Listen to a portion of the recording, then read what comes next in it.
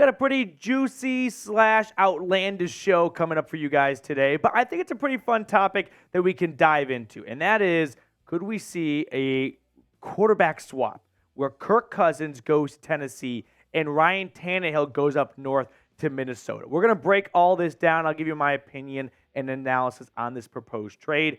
But FanSided cooked up this trade idea where they have Kirk Cousins and a 5th-round pick going to Tennessee in exchange for Ryan Tannehill, a 3rd and a 4th-round pick in this upcoming draft, and a future 5th-round draft pick. So ultimately, Minnesota comes away with more draft picks, but in my opinion, Tennessee comes away with the better quarterback. Now, my initial reaction when I saw this trade was kind of a growing Kirk Cousins fan to begin with, and I'm not very encouraged by what I've seen so far out of Will Levis or Malik Willis. And I also don't think Ryan Tannehill is going to be here beyond this season, last year of his contract.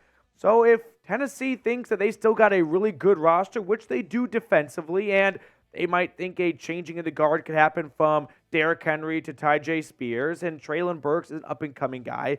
If the Tennessee Titans believe all those things to be true, well, then they would have to have a good quarterback to keep themselves competitive in the AFC. And Kirk Cousins, I think, could be that guy. Now, when you look at their stats from 2019 onwards, that's basically when Ryan Tannehill joined the Titans, they have played a similar amount of games. The edge definitely goes to Kirk Cousins, but still, I mean, Kirk Cousins statistically has outplayed Tannehill in pretty much every single category possible. 129 touchdowns compared to Tannehill's 90. Sure, 5 more interceptions, but he's also played in 7 more games, so I don't think that's a big needle mover in my opinion. I know that Kirk Cousins might not feel like a major upgrade. It's fun to make fun of Kirk Cousins. You do it, I do it, we all do it. Primetime Kirk Cousins sucks, although quietly he's won the last few primetime games, but not this past one against the Eagles. I know that.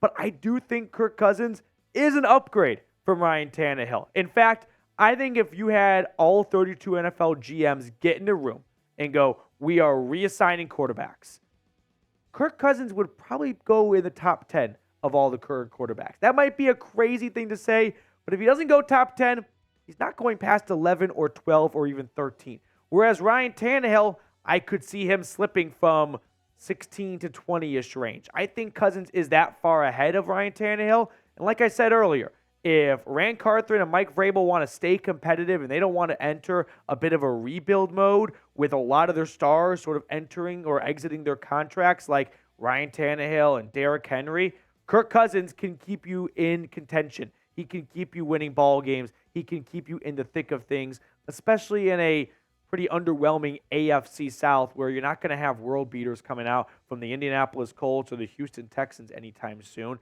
And it's not like Jacksonville has ever been consistent in their franchise's history. So I'm kind of warming up to the idea of getting Cousins down to Nashville. Now, I want to know from everyone watching, though, would you do this trade? Again, this is a fan-sided trade idea. I did not come up with this idea, but I do think it's got some legs to at least the idea of it. Now, we all know that fan-sided trade ideas are not the gospel, but I could see maybe if Minnesota starts to slip and they're 0-2 and they play a 0-2 Chargers team coming up, loser goes home kind of game. What if the Vikings lose that game? They're 0-3, and they're like, let's try and get something for Cousins now because we're going to go a different direction after this season anyway, and we can get some good picks for him before we lose him in free agency. Now, before I give you more analysis and takes and opinions on this, I do want to tell everyone about our proud sponsor today, which is Game Time. Game Time is the fast and easy way to buy tickets for all the sports, music, comedy, and theater near you. Now, I'm going to a wedding next weekend in Atlanta. It's a big enough crime that my friend Kurt's having a wedding on a Saturday, but I am going early enough so I can catch a Cubs-Braves game in Atlanta. And thanks to Game Time, I got $20 off my ticket. So you can use it for football, baseball, basketball, concerts. If you want to go see a comedy show near you, Game Time pretty much has tickets on every single event you could be looking for. And they're giving Titans fans $20 off when they download the Game Time app and use promo code TitansChat. All that information is in the comments and the description. You do not have to memorize it. So forget planning months in advance. Game Time has deals on tickets right up to the day of the event. Plus, you can get images of your seat before you buy, so you know exactly what to expect when you arrive. You can buy tickets in a matter of seconds, 2 taps, and you're set. Download the Game Time app, create an account, and use code TITANSCHAT for $20 off your first purchase. Terms apply, but once again, create an account, redeem the code TITANSCHAT for $20 off. Download Game Time today. Last-minute tickets, lowest price guaranteed. All that information is down in the comments and the description of today's video. Now, let's talk about the Titans quarterback room as a whole, because if you don't think Ryan Tannehill is going to be here beyond this season, that's a fair thought to have. I don't think you're crazy for thinking that. But do you think Malik Willis or Will Levis is ready to take over as this team's starting quarterback? I don't think so. I saw enough from Malik Willis last year to believe, hey, even as a rookie, he looked like a fish out of water in those games he started, which you can put that on Downing if you want, although I don't think anyone is really confident that Malik Willis can be this team's starting quarterback in 2024. And then that leaves Will Levis. Listen, Will Levis was a second-round draft pick for this team, and he simply has been a bit of a disappointment. And I know that's a bit critical for a backup quarterback, but that's the thing. He's not even the backup quarterback. He lost the job to Malik Willis, who we all saw last year more or less stink it up. I mean, this team had such little faith in Malik Willis that they had to go sign Josh Dobbs to come over from the Lions practice squad to start a playoff game practically for them in the last week of the season. That's the guy that Will Levis lost the backup job to.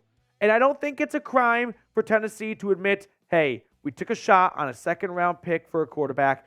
It just didn't work out. We've already kind of seen after a whole year of practices and whatnot. And believe me, teams know just from practices, OTAs, and minicamp and things like that, whether or not a guy's a dude or if he's a bit of a bust. Now, you can't really be a bust for a second-rounder, but you might not be a franchise quarterback either. And this would not be the first time in history a team has used a second-round pick on a quarterback and quickly realized it was just a bad selection. Kyle Trask, 2021 by the Bucs, couldn't even win the starting job this year against Baker Mayfield after he had a more or less disastrous season a year ago. Drew Lock for Denver was quickly replaced by Teddy Bridgewater, went to Seattle, couldn't win the job against Geno Smith. Deshaun Kaiser, he had 1 year with the Cleveland Browns before going to the Green Bay Packers. He's out of the league after 3 seasons. Christian Hackenberg for the New York Jets. Where is he now? I have no idea, but he's not in the NFL anymore. Again, these things happen. It's not a sign of being a horrible GM that you missed on a second-round pick. Teams miss all the times on picks. You know what a bad sign is for a GM? Making a mistake and then sticking by that mistake because you don't want to swallow your pride and realize, hey, that was just a bad selection. Now, looking ahead even more here, because that's kind of the topic of which today's show is, that is Ryan Tannehill might not be here long term. Sure, if you don't want to trade for Kirk Cousins, well, I don't know who else you're really getting in free agency that's any better. Jacoby Brissett, Tyrod Taylor, Sam Darnold. I mean, these are backup quarterbacks now, right? Jameis Winston, that could be kind of fun, I won't lie. Marcus Mariota, he stinks. Drew Lock, no. Baker, if Baker keeps playing the way he is, Tampa Bay is not going to let him go. They're going to sign him to a 2 to 3 year extension, kind of like Seattle did with Geno Smith. Gardner Minshew, again, if the Titans don't feel like they're in a spot where they want to commit a lot of money to a quarterback like Kirk Cousins, sure, going one season with Sam Darnold or Gardner Minshew probably wouldn't be the worst thing in the world. But if Tennessee feels like they are wasting the prime of their defense, well, signing those guys to a 1 year deal is not going to do a lot of results. We're not going to get you a lot of results with how good this defense is at this moment. Now, you could also bring up the fact that maybe Tennessee goes out and drafts a quarterback. Okay, let's play ball. Caleb Williams and Drake Maye are not leaving the top 10. Caleb Williams is probably going number 1 overall. Drake Maye is probably going between 2 and 9. Tennessee can pick top 10? I don't think so. Maybe they could trade up. You can never rule that out exactly. But as it stands right now, I think this is a Titans team that is too good to get a Caleb Williams or Drake Maye. So that leaves a Bo Nix, a Michael Penix Jr., a Riley Leonard, some of the next best quarterbacks in this upcoming draft class. And maybe Tennessee falls in love with one of those guys. They have scouts right now whose entire job is looking at these guys and getting Tennessee ready for the next draft.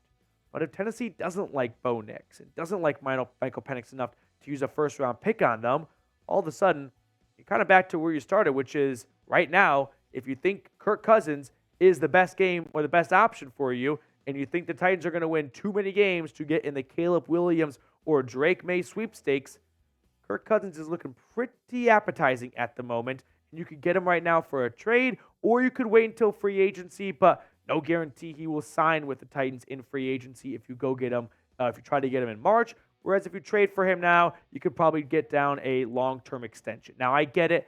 Kirk Cousins might not be the most, inspiring quarterback as a franchise QB, but if you do the blind QB resume, I think you'd be surprised. Now, before we get on out of here, Week 3 just around the corner, Tennessee going up to Cleveland to take on the Brownies. Let me know what your score predictions are in this game. I am 1-1 so far for predicting Titans scores. I thought they'd win Week 1 in New Orleans. They came up just short. I nailed the Titans shocking the Chargers in Week 2, though. However, this week, I think the Browns do get the Titans number. Jim Schwartz, not revenge game by any means, but playing against his former team, if you will, team he last coached with. So I'll take the Browns in this game, but let me know what your score predictions are down below. That's going to do it for us on today's show. Thank you so much for tuning in. I really appreciate everyone taking time out of their Thursday, Friday, Saturday, or whenever you're watching this to come hang out with us. We're going to sign off, and we're going to see everyone later.